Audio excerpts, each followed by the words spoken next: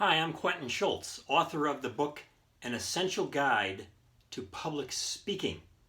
An Essential Guide to Public Speaking. We're talking about public speaking, and I want to focus in on Chapter 15.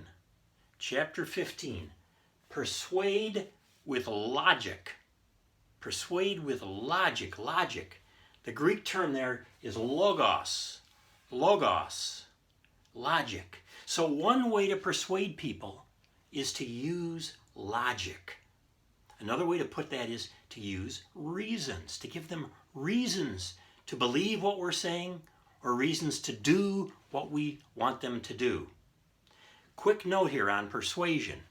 Persuasion typically is designed to get an audience to believe something or to do something or both, but to change the audience. It's not information.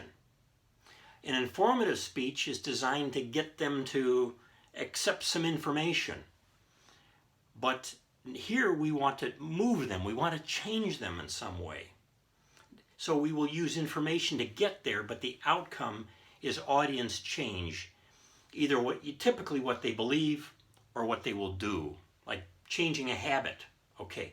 So we're going to do a persuasive speech here together. We're just going to kind of organize it, think about it through from the standpoint of logic. We're going to use reasons on this. Now, this is the process that we typically use with speeches designed to persuade. We state a claim of some kind. Then we provide reasons. Reasons, we're talking about logic. And then we offer some evidence to support those reasons. Claim, reasons, evidence, sort of in that order. Now, I thought it would be fun to take a very relevant example from life today. We all live in a world with a lot of stresses, and kind of work it through together using logical appeals, okay? So here we go. I'm going to get rid of this puppy. All right. So here we go. Here's our claim. Okay. We've got a claim. We're making a claim that more sleep will produce better emotional health. That's the kind of claim we're going to make. Now, I'm going to have to say a little more about this, but I want you to see it as a claim that more sleep equals better emotional health. And we could approach that in a persuasive way. I could say to you, if you get more sleep, you will have more emotional health. I could even narrow it down and say, if you get 30 minutes more sleep per night, you will have better emotional health. I'm making a claim. Is it true or not true? Don't know. Why should anybody believe me at this point? It's just a claim. Could be a good claim. Could be a helpful claim. It could be a claim, and it is, that I'm a servant speaker and I'm serving you, that this more sleep is going to help you. And I want to persuade you of that, or to get you to actually take more time with sleep, maybe 30 minutes a night. Okay, more sleep, better emotional health, improved emotional health might be a better way to put that. What are my reasons here? What are my reasons? Okay, so I've done my research, and in my research I've discovered that if we get more sleep, we tend to have less anxiety, lower anxiety, and lower levels of depression. And it's not just a correlation. That is to say that people who get more sleep are less anxious and less depressed, but it also shows that there is a cause and effect relationship. So if we get more sleep, we are likely, maybe with a high degree of certainty, to have less trouble with anxiety and depression. These are the reasons why I'm arguing more sleep leads to better emotional health, and they are reasons I got in doing the research. Okay, they're just not off the top of my head.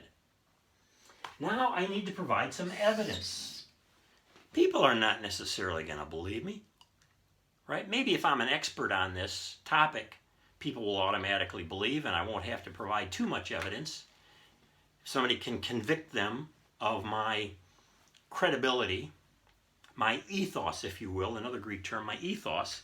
But we have a situation here where I need to provide evidence. What kind of evidence can I provide? So I go out and I do the research, and I discover some statistics that support this. Statistics. Data that have been analyzed that show this to be the case. Perhaps I went out and I interviewed, let's say, a psychiatrist or a couple of psychiatrists, and I asked them, among your patients, do those who get more sleep tend to have less trouble with anxiety and depression? And I go out and interview 10 of them, and they all say yes, or just 3. Or maybe I just talked to my own psychiatrist, and my psychiatrist says, yeah, this is why I want you to do it. Well, he's got some credibility. There's some evidence there. Now, there are different kinds of evidence, and in the chapter I go over some different types of evidence. And we can include evidence in there of a personal nature as well. So let's say I started sleeping 30 minutes more per night, and my level of depression and anxiety go down. And I'm a lifelong sufferer of anxiety and depression. It's just been tough my whole life dealing with those. And so I start getting more sleep, and it makes a big difference. I say, whoa. Now that in and of itself is not the kind of evidence that's going to convict everybody, because we're dealing here with logic. We're trying to get people to think a particular way or take particular action based on their reason, their powers of reason. So the better evidence we have from the most credible sources, the better our chances of convincing somebody to believe what we want them to believe or to do what they want them to do. Logical appeals. They're very important, particularly in areas of life where we're prone to think logically about things. Is this true of sleep? I don't know. It's not so true of, let's say, something like falling in love. Do we sit down and make a list of the kind of person we're looking for and think it through rationally? Not so much. The areas of love are a little different. But there are areas of life that are more open to reason. And when we get more information about things, we might change how we think and how we act about something. And those are the situations in which we want to use logical appeals. Remember, the Greeks called it logos.